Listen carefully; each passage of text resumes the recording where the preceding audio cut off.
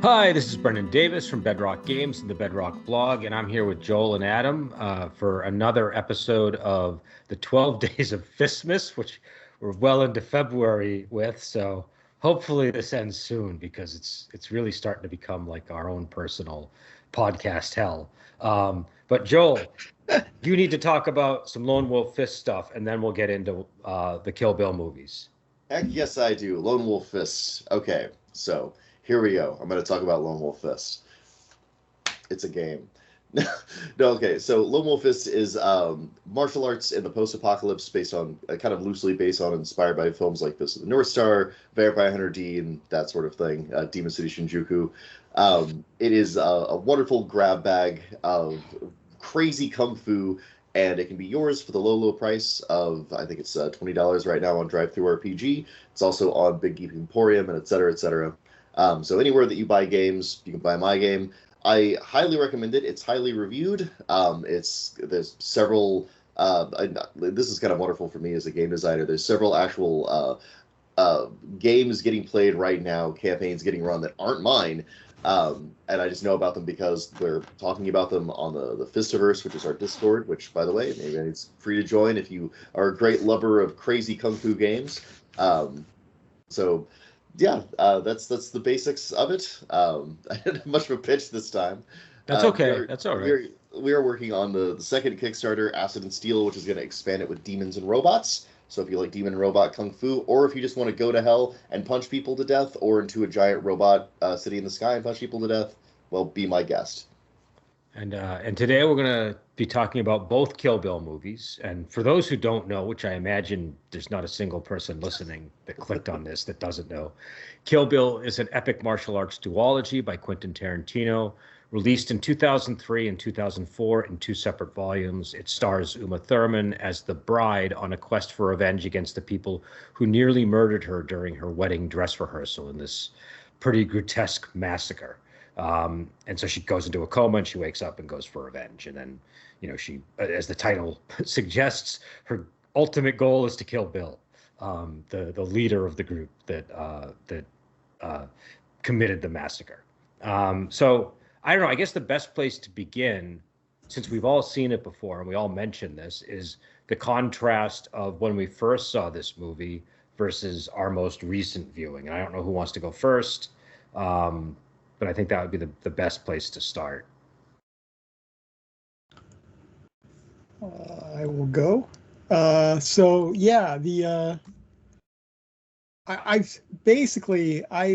got into watching wuxia movies with Brendan here on the Wuxia Weekend version of this podcast. So I have not watched this movie since I started doing that. So for me, it was fascinating going back and watching this again with insight into all the things that are contained within, all the references. I was pretty familiar with Japanese movies, so I caught a lot of those things the first time through.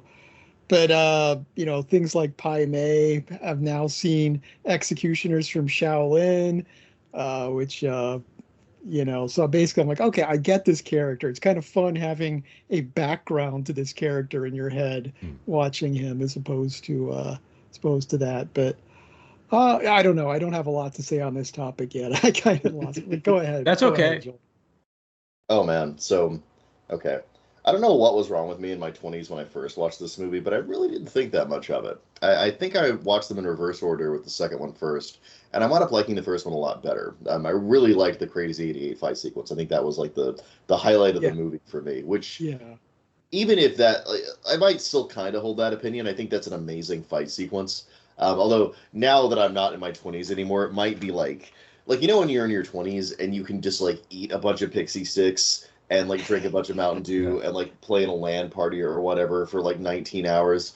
Like, it's kind of like coming back and trying to do that again in your almost 40s, and you're like, okay, I can maybe have one pixie stick, guys. I gotta watch my blood sugar. That's kind of what that fight sequence is now, where I'm like, okay, this might be a little bit much for me. It's still an absolute crowning achievement, but maybe it's an absolute crowning achievement for people with a little more tolerance for that pace than I have nowadays. But yeah, no, when I first watched these movies, I wasn't terribly impressed with them. I watched them once, maybe twice through my 20s. I was always fond of them, but I don't know. I was a Pulp Fiction guy back then. Still am to a huge degree. But I got to tell you, I rewatched these movies, and I could not tear my eyes away from them this time. They're beautiful. The sound design and the soundtracks they're incredible. I wouldn't say they're perfect, but the reason I don't use the phrase perfect is only because I'm struggling to think of another word that's not perfect that is as close to perfect as possible. Like everything in this film, the performances, the fight choreography, which is mind-blowing even nowadays, the cinematography, these films are an absolute feast from beginning to end. They're incredible. So I've really changed my position on them in the intervening decade or more. Apparently I went from being like, those films are okay, I like the real stuff, to no, this is the real stuff, this is great. I think for me, so when this first came out, I still didn't have, even though we had seen Pulp Fiction and Reservoir Dogs and Jackie Brown, I didn't have, I think, a command of what Tarantino's style and tone really were, because I don't think you get that until you really see how far his catalog extends. Do you know what I mean? Like, so I probably had a slightly different reaction the first time I saw it, but it's been so many years that I don't know. I feel like it's just I don't know that I can even give an honest assessment of like when I first saw a movie 20 years ago anymore or whatever, especially if it was one where I saw it in the theater or something. So I'll just talk about what I do remember. I remember when it came out, I was very into martial arts at that time. I was competing in Taekwondo. I might have just transitioned to Muay Thai, but I was just really into absorbing martial arts media. I was more into Kung Fu style action and hand and fist style action than I was wuxia, though I did watch those things. But I remember when I first saw it, I definitely didn't have the depth of knowledge that I had later on. Do you know what I mean? Like in the intervening years. So I wouldn't have gotten all of the references. And in fact, I'm sure part of my journey into like a lot of the wuxia movies that we ended up eventually seeing on Wuxia Weekend and stuff were probably a byproduct of tracking down some of the Easter eggs in the Kill Bill movies.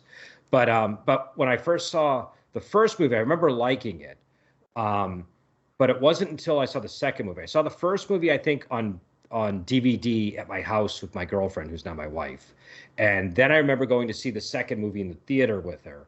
And there were like a couple of scenes that really sort of sold me on it. The first is when he's in the desert with her talking about Pai Mei as the backstory to her, to her training when she's buried alive. And the second is when the way the movie ends, where it ends in a living room and they have this whole conversation with her and Bill. And it's very almost 1970s television. It's like, I don't quite know how to put it. It just doesn't, it didn't feel like how movies were supposed to end when it got there. And I think if it had been any other Quentin Tarantino movie, I would have expected that, because Pulp Fiction, it would have made total sense for it to end in some guy's living room with a conversation about Superman. But because it was this martial arts extravaganza leading up to it, it really is kind of a curveball. And then I just remember thinking, this really works. I really like this. But then in the intervening years, I think my appreciation of the movie's only grown, just because I just want to rewatch it all the time. I don't even really necessarily know why. I just know that I really like watching it. For me, the measure of how good a movie is do I really feel like putting in and I'm not always literally putting it in the DVD player, but do I feel like taking it out of the case and putting it in the DVD player and watching it, or am I not interested enough that that's too much of a hurdle for me to be bothered? You know what I mean? So but yeah, I think it's a beautiful movie. Sentiment. I swear to God, that's perfect. Yeah. That's exactly the sentiment. Yeah, I think going back I think, with the whole scene at the end and everything, I think that landed for me. I mean, I liked it originally. I like it even better now because after watching a bunch of wuxia movies, it's like Bill is such a wuxia villain character. Yeah. It's like I felt like I had more insight into what Tarantino is doing with that character, understanding the genre and just the weird contradictions to the character and everything. It's like I felt like I understood Bill a lot more watching the movie this time, which made everything land better. It's funny too, because I normally am not that into David Carradine, but I remember really being impressed with his performance in this movie. Yeah. And just as a villain in general, he's just this, like, something about how calm and gentle and friendly he seems, but that, like, under that is just this ability to massacre people. Like, the whole wedding dress rehearsal sets the stage for everything that follows in Kill Bill 2. And I don't know. So by the time you get to that last scene, it's cordial, but that in a moment it can turn into something, and it does. There are those moments in the cover where it just explodes into something else. And but I found myself captivated by the dialogue. I think what works about Kill Bill is it's an action movie, and it's an extravagant, like almost like a Sergio Leone action movie, right? Like it just is like, it's huge. But the dialogue, which has always been his strength, and is really central to everything that's going on. The thing that I didn't understand that I really do understand now is the tone of Quentin Tarantino. It's not 100% serious. I don't know what you would. He calls his movies comedies, which I don't think of them as comedies, but I do think there's a kind of 90s humor to them, like an ironic or deliberate hamminess and over-the-topness that justifies a lot of the things that you see in a movie like Kill Bill that might look weirder in another movie. Do you know what I mean? Like, the ability to, like, set that tone where it would be comedy elsewhere, like goofy comedy almost. And it allows that kind of hamminess to take on a resonance that it wouldn't be able to achieve in someone who has a lesser hand on the camera. Well, I was trying to imagine. He doesn't use comedy to diffuse things. Like a lot of times when you make a joke, like, in the typical, like, a lot of the Marvel movies now, it's like, oh, there'll be a joke every, like, 2 minutes. And it's like, and it just destroys whatever tension is in the scene. It's like, oh, somebody made a funny. But it's like the humor in Tarantino's movie doesn't do that. No. It's like, it's sincere and funny at the same time, rather than just being complete ironic, drama killing humor. Well, you know what it is? It's the kind of humor that exists in like, if you're a fan of a genre, like we all love wuxia and we all know the tropes, and it's like he takes the genres that he loves and he takes the trope and he leans into it like 20% more than a normal movie of that type would. And that's the humor. That's the humor. It's not that he's not making fun of it. He's enjoying. No. He's enjoying. It's sort of like people who like Vincent Price movies. Nobody's making fun of Vincent Price when they talk in a Vincent Price voice. They love Vincent Price and they're exaggerating him because they love him so much. And I think that's kind of how he does things, and that's why his humor has a particular style. I was trying to imagine, like, in every scene I was watching, what if another director had made this scene? Oh, God. And it would, in every case, I'm like, I can't think of even the best director in the world. It wouldn't work. Like, he has a style. I just couldn't, imagine the final scene in the living room, what it would look like in the hands of another director. It would. Well, even a genius director like Kubrick would have done it completely differently. It would have felt and landed totally differently. Just imagine what a slog Natural Born Killers would have been if Oliver Stone had directed it. Well, also, I did notice that they slipped the Natural Born Killer reference. I know. I picked up on Apparently, that. though, the guy, I think the cinematographer in this, I think he worked with Oliver Stone a lot, ironically. Okay. I could be wrong, but I think I heard that somewhere. Oliver Stone's got a really good visual style. There's no question about that. Well, I will say this. He's probably got an excellent cinematographer. I like certain Oliver Stone movies, especially his scripts. And I really like Platoon. Yeah, he's got good stuff. Yeah. Platoon, I still think, is like the best Vietnam movie that was ever made. But I just, by the time you get to Natural Born Killers, It's you know. Well, you know what? I couldn't. It's when the JFK movie and the Nixon movie in particular really didn't land. I know we shouldn't be talking about No, these I know. topics, but I shouldn't have derailed the conversation. That's okay though. That's okay. But those are the two big reasons why I just can't really follow Oliver Stone anymore. So I guess what we want to probably get into then is the detours, because before we did the podcast, we were looking at whether this was intended as one movie or in two, and I think we had kind of heard different things. And then when we looked it up on Wikipedia, we should point out, because maybe our information is wrong, there's a quote after it explains that it was like Harvey Weinstein basically said, do it as two movies, and then Tarantino was kind of happy to do it because it gave him more space.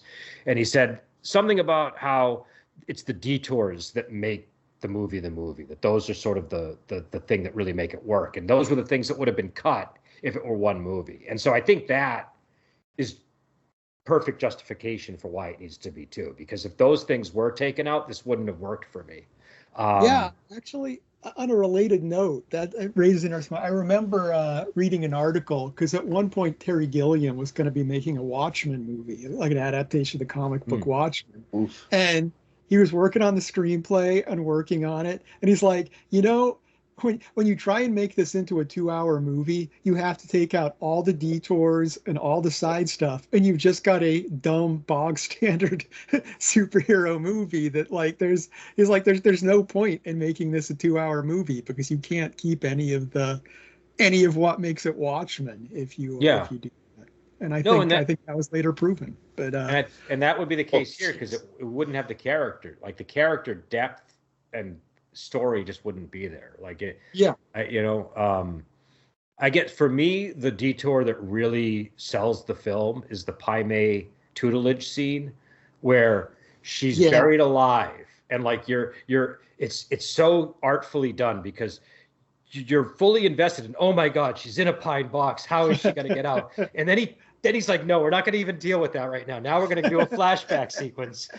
And that's half the runtime of the movie almost. Well, and the thing is, normally when that happens, your brain is like, get back to the box. I want to know what happens. But the moment Bill starts talking in the desert, you're like, oh, Pai Mei, what's going on here? And it holds your attention, but then it completely relates to the scene where she's buried in the box and explains how she escapes. So I've just always loved that scene, and I love the Pai Mei character. I love how Gordon Liu plays him.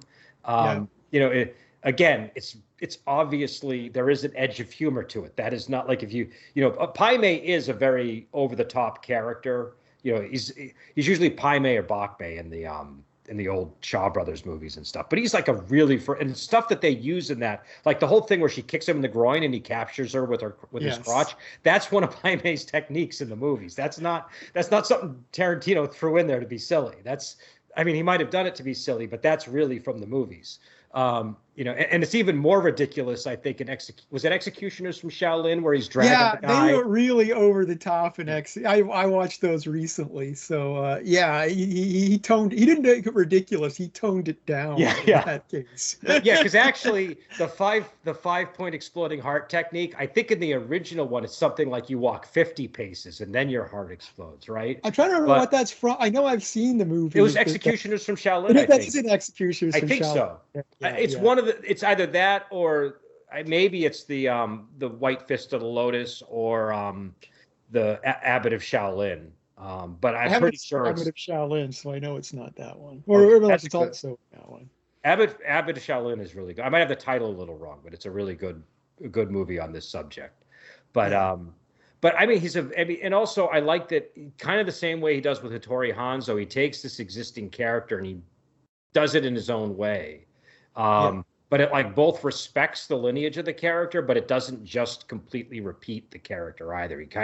He turns Pai Mei into more of a father figure for Uma Thurman. Do you know what I mean? Like, she's like the thing that I love about their relationship is that Pai Mei actually respects her, and he teaches her techniques he didn't teach anybody else.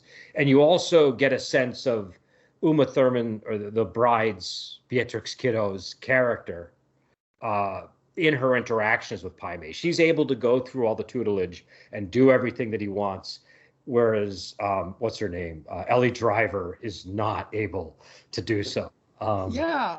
Well, exactly. I mean, and I think he kind of sets it up by, having David Carradine deliver the line, "Oh, when a master gets old, he gets lonely," Yeah. and it's like it kind of creates this bridge between the character you see in the classic movies and this version of the character. But it's like, yeah, he's changed a little bit, but he's still the same ruthless bastard. But one thing I like they set up in that too is I like they set up during the Ellie Driver sequence with the eye pluck.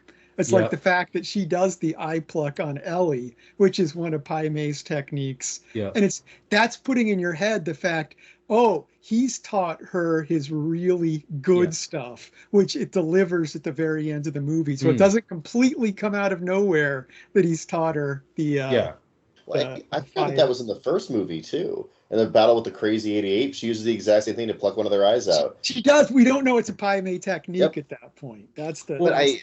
What a great feeling of continuity when it does come together in the second movie, though. It's really But there's another thing in that scene too that really helps hammer home their relationship, because when she's slaughtered them all and dismembered their limbs, she announces to them, like, you can leave, but your arms and legs, they all belong to me now. Yes. And you don't really understand. You just think, oh, she's just saying something you hear in like martial arts movies. But then when he says that her arm belongs to him in part 2, you realize, like, oh, she like really respects Pai Mei. Like they have like a real relationship that's like a true student-teacher relationship. And so I think that, go ahead.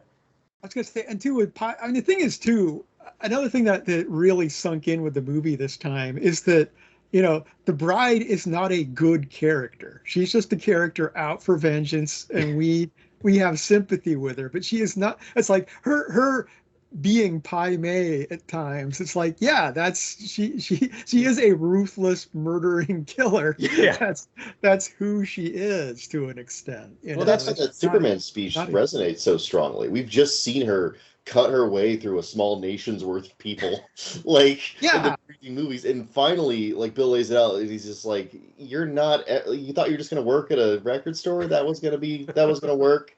And she's like, no, it wouldn't have. But, I would have had my daughter. And I think that kind of summarizes our feelings about the bride for me, because, like, I was watching her kill, who was it? The first lady we see her kill, I can't remember her name now, was Copperhead. Copperhead, that's right. In front of her daughter. Yeah, and it's like she has this speech to her daughter where she's like, hey, look, if you're still raw about this when you're an adult, I'll be waiting. And that is like the most wuxia thing to say. And like, it's weird, but I'm still sympathizing with this character. He's clearly a bad person. Yeah, it's also extremely callous to say to a child when you've just, murdered their parent. I mean, it's great because it's like, I feel like a lot of directors or screenwriters would have put a scene where it's like, oh, you make the person like the character. Then in the middle of the movie, you throw in a scene where you're like, oh, maybe this person's more ambiguous than I thought. But it's like, no, he puts that right at the front of the first movie. It's like, there's no doubt you're dealing with a really questionably ethical person here. So it's seeing her as Pai Mei's successor, that's one of the things that makes the second movie so necessary. I think a lot of it's just the pace slows down so much in the second, people get a little more bored with it. But it really explains a lot about the first movie to watch that Pai Mei sequence. Yeah, it does. And also I do like that, like you were saying, the Superman speech, and also when he asks her, did you enjoy killing all those people? She says yes. Yes. So she's, I mean, obviously she wants revenge because she's, she has there is like a sense of justice that she needs to achieve. But she's also killing a lot of people that had nothing to do with anything that Bill did.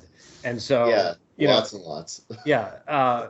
Were there really 88 of them? Oh no, they were just saying that. Yeah, I like that too. I thought that was a really. They thought it sounded cool. Yeah. But she's not a good person. In fact, I don't think that there isn't a whole lot of evidence that she is, except that she loves her daughter. Like, what other than that, I'm trying, I mean, maybe there is a moment. Like, I think she lets one of the crazy 88s go, right? So spanks him and lets him go. Yeah. But that's a scene from a Yojimbo too. That's a straight lift from Yojimbo. But oh God, was that in Yojimbo? Yeah, when he goes into one of the gambling houses, there's the one guy left, and he's like, go home to your mother.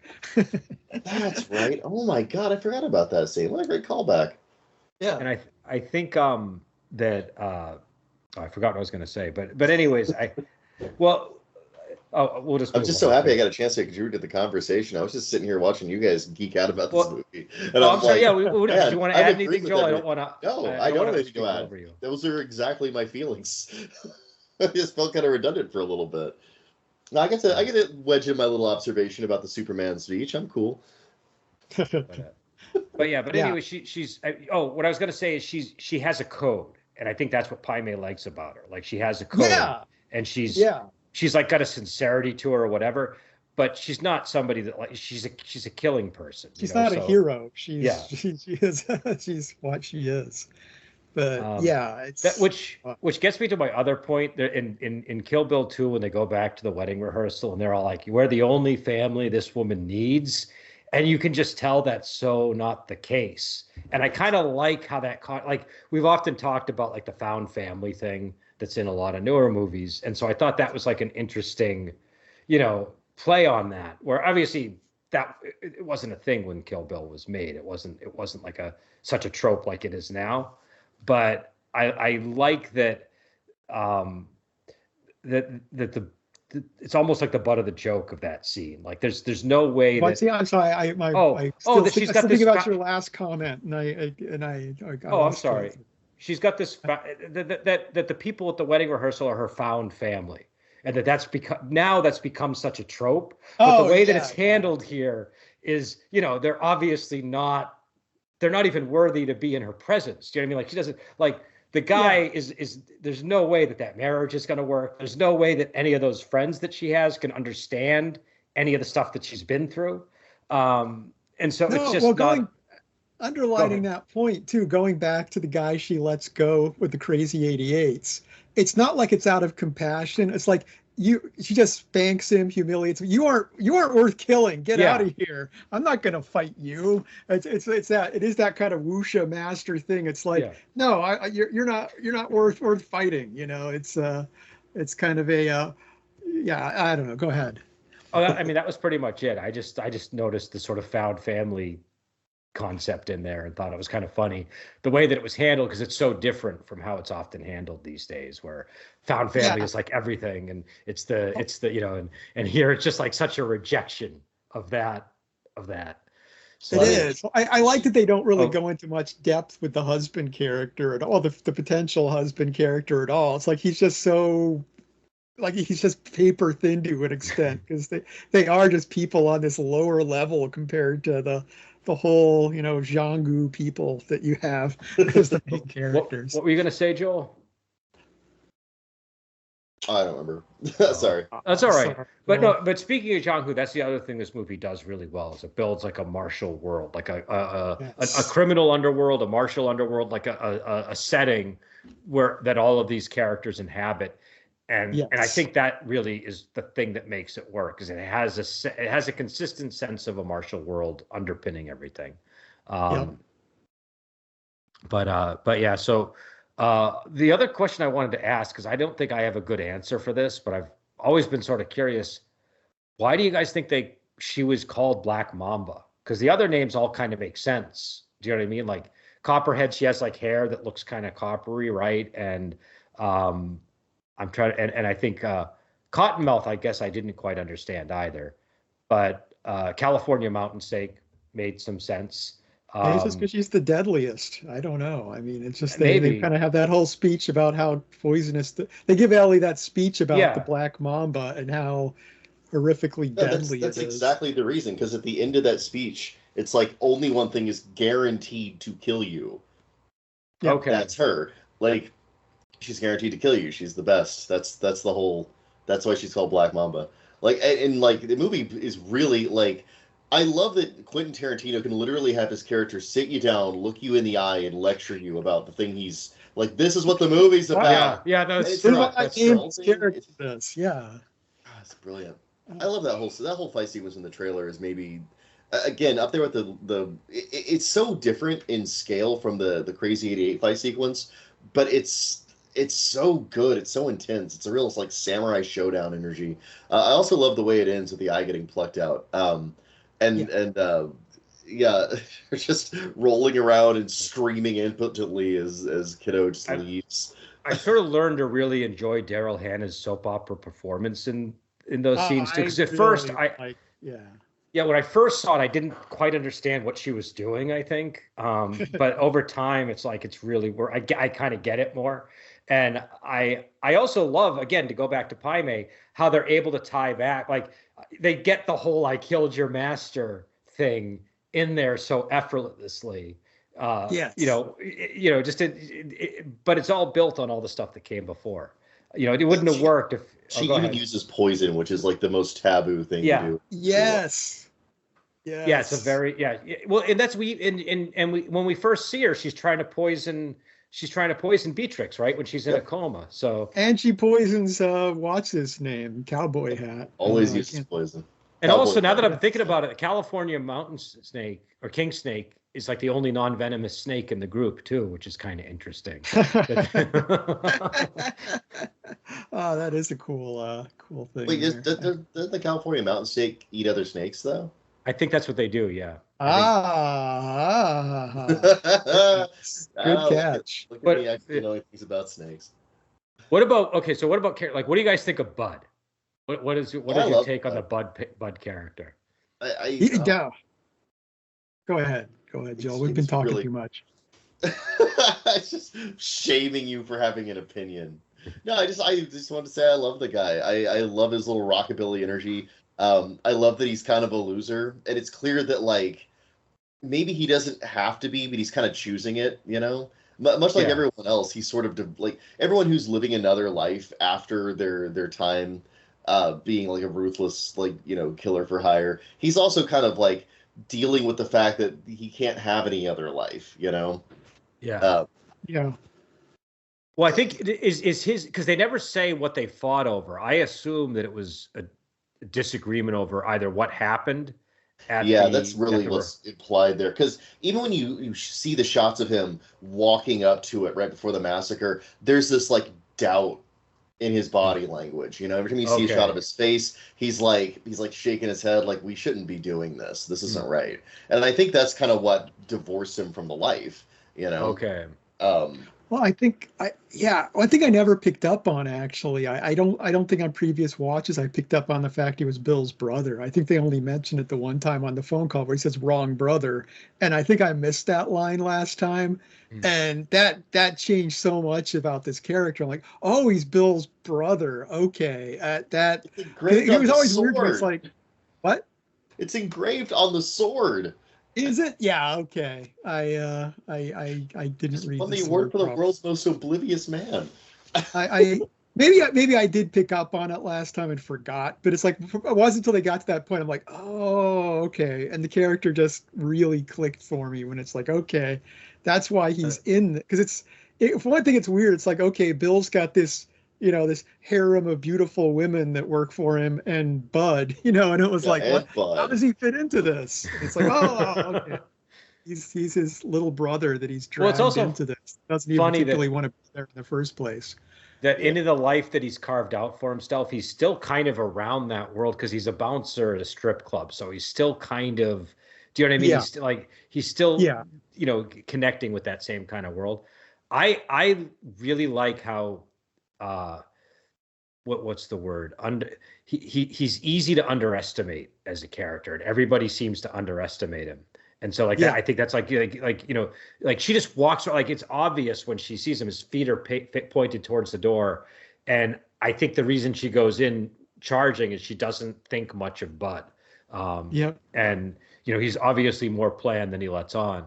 But my favorite scene is the scene in the strip club with the owner. I love what's the name of the actor who plays that guy? Bishop. Hold on, I'll find it. What's that guy's name? Larry Bishop. That's it. Larry Bishop. That's him. Okay. He's got to be my favorite character in the movie if we're not going with like Bill or Beatrix or something. That is just a beautiful little part there. Yeah. Apparently, so I guess there's a couple of interesting things. These were from the Amazon viewing. I guess I own this movie on Amazon, which I didn't know. But I don't remember these trivia things coming up the last time I saw it. The hat was actually something that that Madsen insisted on wearing that Tarantino didn't want him to wear. So the whole speech about that shit kicker hat is Tarantino changing the dialogue because he was so irritated with the hat.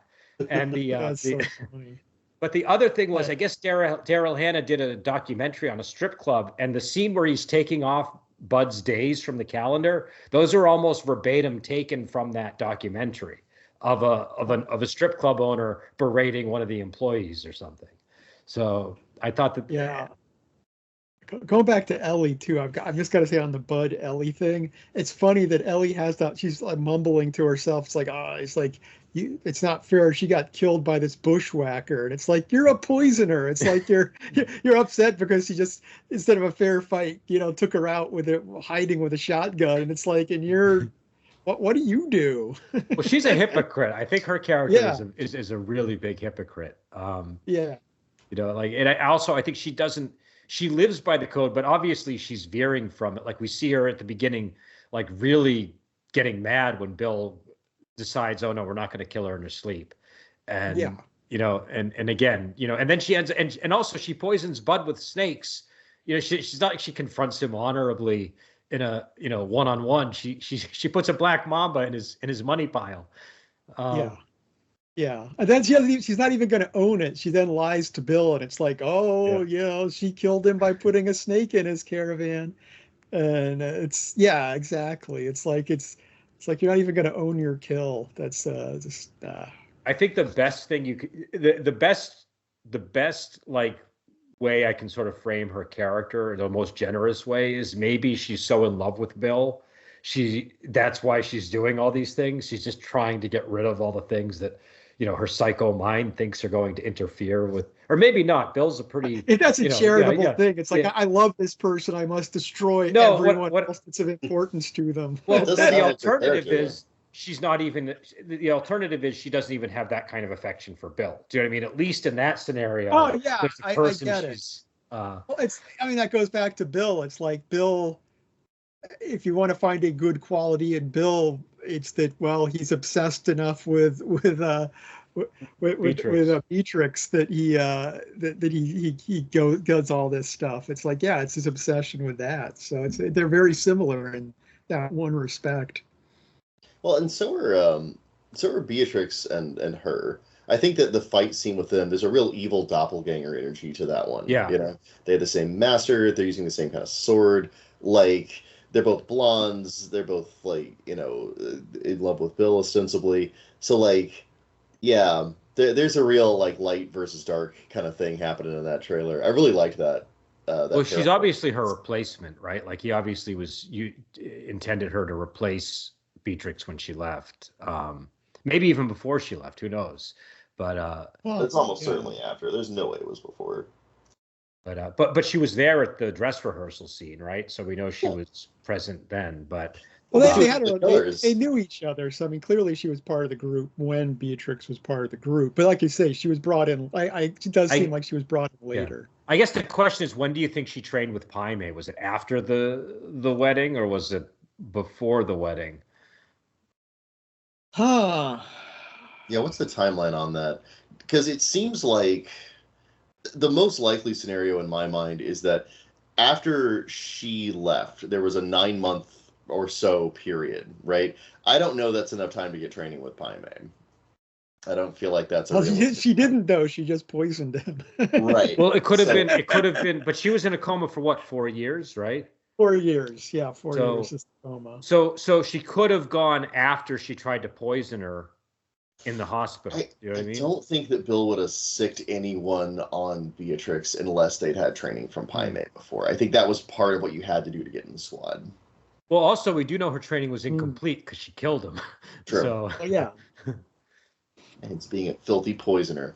Disgusting. Dishonorable. No, I think going back to wuxia here, this movie is an example of why there's a taboo against shifu student relationships. It's it's like it's just a bad situation. It's a bad situation. Yeah, I guess that is what they're. Yeah, that is that sort of scenario because I guess he is their teacher in a way. So well, he is. Yeah, he's totally a teacher to them. So it's and he's sleeping with all his students and this. Well, we don't know that he's sleeping with all of them, do we? Like we know for sure he's slept with. No, he's sleeping with the blondes. Yeah. Yeah, the blondes at least. But. Yeah, I feel like I don't know, maybe it's that part is unclear. I just always assumed that like the Oren character and Copperhead were not sleeping with him, but maybe that's wrong. Exactly. My point stands either way though. It definitely entanglements. So I guess what was that? He's corrupting his karma, yeah.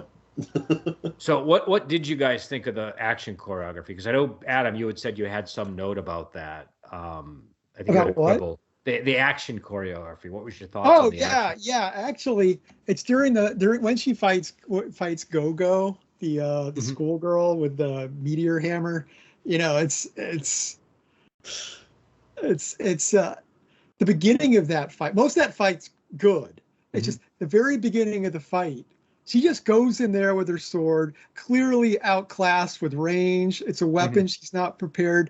And I'm like, okay, it's like Go-Go's supposed to be the impulsive, young, hotshot teenage fighter. And you are the absolute killer expert trained by Jaime and all these people. And you had no plan and just charged there. She gets kind of beaten up at the beginning. It's like, I just felt like that just felt so wrong to me. And this is something, the first time I watched this movie wouldn't have entered my head, but reviewing dozens of wuxia movies with you, I'm now like, does this action scene make character sense? And I'm like, no. Once it gets past that initial little exchange, the rest of the fight's fantastic. But I'm just like, I don't feel she would have been that stupid as to have just I agree. There.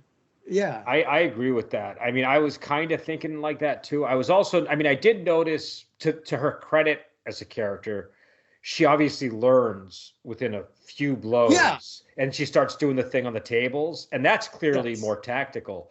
But it is odd that, like, at the beginning of the fight, she has no real game plan for dealing with this psycho with a meteor hammer. I think it's a character. I'm going to justify it because the same shit happens with Bud.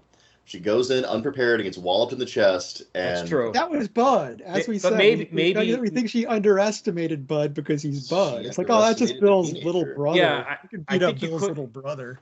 It's possible she underestimated her too.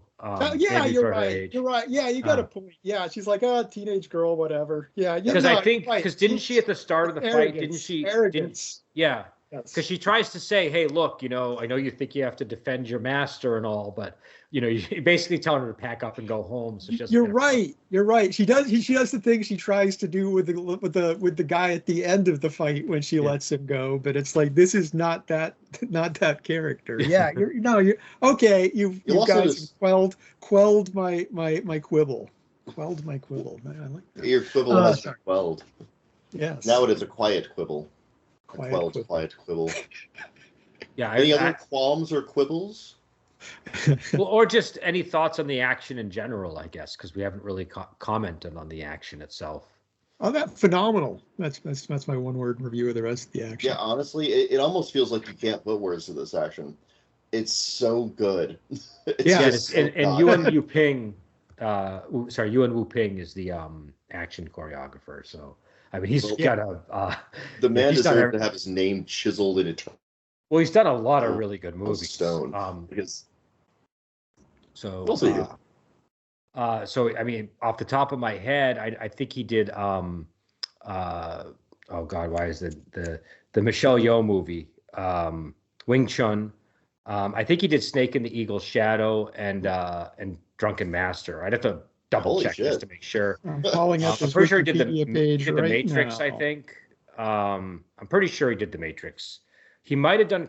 I can't remember if he did Crouching Tiger, Hidden Dragon first or the second one. A couple of the Ip Man movies, Once Upon a Time in Shanghai. He's done a lot of stuff. Kung Fu Hustle, he did that. Oh, wow. Yeah, Matrix. There was really good action on that one. They got the Once Upon a Time in China 2. Those are like his choreographer. That's not even getting into his things he actually directed. Wow. Tai Chi Master, Wing Chun. Tai Chi Master is an awesome movie. Yeah. That is an awesome the choreography movie. In that I remember that just opens with that kind of scene of that kind of training scene, and it's just a joy just to watch them going through their moves. Drunken Master he did. Yeah, he did a lot of movies. I mean, he's like the guy. I mean, there's a lot of good fight choreographers, but he's like the one that I think most people know. His movies are always kind of odd because they're so fight choreography centric, and so they have a certain feel to them. A huge amount of the runtime of the first part of this 2-part Grindhouse movie is the Crazy 88 fight scene. It's tremendous, screen time. And what's really impressive about it, beyond just every single shot and frame being a work of art, which is, but beyond that, what's really impressive about it is that it keeps changing character. It's not just whenever it switches to black and white, which is really impressive and cool, by the way, but it's also when it switches into the dark, or every time there's a new squad of goons that comes forward to replace the recently massacred squad, it feels like you're almost getting a completely new fight scene with new moves, new strategies, a completely different take on it. And it really, it starts with that fight with Go-Go, right? That's the real, when you're starting to do it. And then it goes through the whole Crazy 88, because it's just that thing where it's did you really think it was going to be that easy? Nope. And then it doesn't really conclude until the movie's over. In the very, very, very last fight scene with Cottonmouth, she chops the top of her head off, among other things. That was a great sequence, by the way. So, the pacing is really good in the fight. I really like it's one of those. I think that it was done very wisely because it was done at a time too when I feel like a lot of American movies didn't always get the whole action choreography thing until around the time of The Matrix. I could be wrong, but that just sort of when you go back and watch older American action movies, you just kind of get this sense that there is kind of a feel it as we go kind of a thing. Do you know what I mean? Yeah. The Matrix was that watershed moment for adding real art to the action. I can't think of another movie that really did that prior. And then Kill Bill did a really good job with it too. Yeah. And those are the ones that stand out in my mind really sharply. Yeah, so I think it really does bring that to an American audience, and it does it on a budget that's staggering too. So it's it is a really great display of it. But even the opening scene with Copperhead, where it's just a knife fight in the living room. There's just so many little moments that they stand out. They make you feel things. I don't know. It's very easy for action to get boring. And especially if you've seen a movie 8, 10, 20 times, right? But with this, I feel like I can always keep watching it. The action doesn't get boring. Go ahead. Yeah, I was gonna say one interesting thing Tarantino brought to movies was having getting rid of a big action scene and having explosive short bursts of violence. Mm-hmm. You get that in Pulp Fiction, of course. It's just boom, a character's suddenly dead, and that was the action scene, and it's shocking. And he keeps that while adding that. You have scenes when Copperhead, shoots her through the cereal box with a gun she has hidden there, and you have all these the shotgun blast from the caravan and that kind of scene. Yeah. He keeps all those. He doesn't entirely go to big action set pieces. He has both of those, and I feel that really adds to the impact of this movie. Yeah, it works. It works really well. It's there's a punctuation to it. I agree. The cereal box scene is really good because it's just basically 2 beats. It's she fires the gun and she throws the knife and then she's dead. And after they had this whole back and forth that destroyed the living room. So I really exactly. Yeah, breaking that one was a great move because then you get this wonderful end of the movie where it's this beautiful, gory, crunchy fight, and then You slow it down, do the dialogue and the character building, and then bam, it's over with a Yeah. sudden burst of intense violence. So good. Yes. The pacing overall in the films is really good. Like the whole way that you have, Kill Bill 1 is like this almost exhausting, roller coaster of a movie, right? And then you get to the end and Oren is dead, and then you're getting to like the credits and you've almost forgotten about everything. And then Bill drops that bomb of like, does she know that her daughter is still alive? And like this, it just where they place that is just 100% perfect.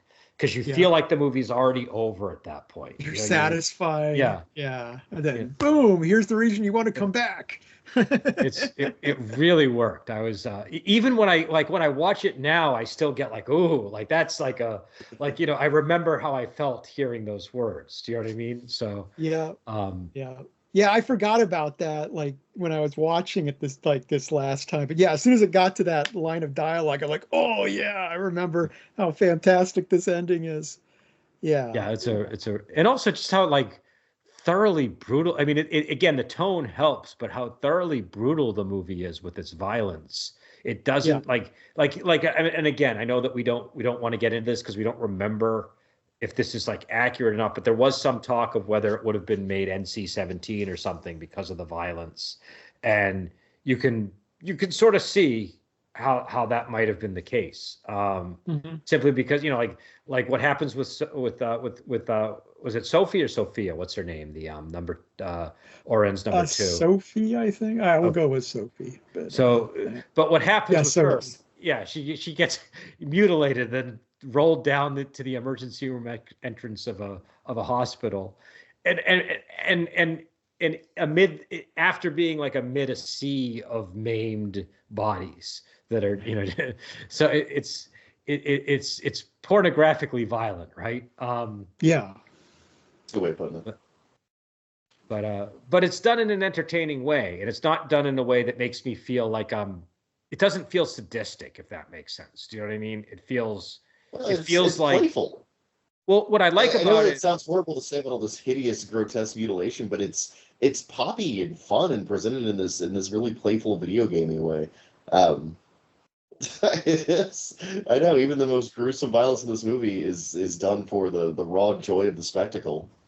But what's also good about that is when he asks her, "Did you enjoy killing those people?" You know how much fun she had because you were enjoying it too. Do you know what I mean? Like it's like you're just as like guilty in a way as she is. Like when you get to that point, it's like, well, yeah, I did have a good time. Max already said it best. Violence is rad. Well, the thing with the Sophie thing too is that you don't actually know entirely what happened to her. It's like you have that final scene with where Bill is talking to her, and it's like it's implied that maybe during the interrogation more stuff happened. It's like, I'm going to cut off body parts that there'll be things you miss. I mean, the camera never goes below her neck. You're like, what else happened there? What happened? Yeah, you don't know. It's a real horror. You do notice that she, because both of the shots that. I think we lost Joel here. Yeah, you've frozen. Frame. Oh wait, he's not back. Can you hear me? Yeah, we can hear you. You froze for a moment there. If you want to start over there, yeah. Okay. Oh, sorry. Uh-oh. Am I doing it again? Well, keep talking. Let's see if this Keep talking. Okay. Jeez. So is it just like am I doing that thing where I'm like trailing off afterwards? No, now you're clear now, so I would try to get it in before. Okay. That was. You missed. You blew the window. That was weird. Well, anyways. Damn it. All right. Well, I'm gonna sit this one out then, guys. Sorry. All right, that's all right. Well, we're at 52 minutes anyway, so we pretty much. Is there anything that we haven't covered that we want to talk about? Here. I guess we're gonna come back. Well, actually, I do have my second quibble. I only made one. Oh, okay. Do your second quibble. The other one is the movie opens with the Shaw Brothers logo, and then it goes to the Our Feature Presentation little thing. But you wouldn't have that after a movie's opening logo. That would be before the Shaw Brothers logo. The Shaw Brothers logo should be part of the movie, and Our Feature Presentation should be before it. So that that kind of ruins the movie in a lot of ways. But Okay, that's my. I didn't. 0 out of 10. Fail. F I minus. did not notice. So that, as you say, these are the biggest flaws I could find with this movie. I tried. I have noticed that is how they determine if a movie is really bad on YouTube lately. When I'm watching people talk about a film, it's often boils down to those kind of quibbles. Yeah. But yeah, Joel, maybe you can get your word in now because you seem to be clear. We'll maybe give it one last shot. Okay, Yeah, try it. Give it one last Go shot. for it. So in that torment scene, the interrogation scene, there's 2 framing shots of Beatrix. Same shot, right? She's facing the camera. She's got the helmet on, like Daft Punk, in the yellow suit. In the first one, she's got the gore spattered on her from her. There's more in the second one. Okay, all right, I got it. I think you're right, Joel. I think you're right. I think what he's saying is, in the second shot of her, there's more blood spatter on Beatrix, which implies there was more bloodshed. So I think that's and also that outfit, that was a callback to Game of Death, which we saw. Yes.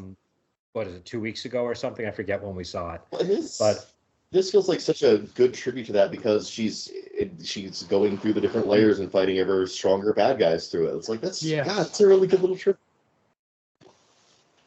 So, but yeah, so I guess I don't know what movie we're doing next. I can't recall what our next film was. I know we have 1 or 2 more action movies, I think, for the 12 Days of Fistmas. Yeah, we're on day 10 now. We're pretty far into it.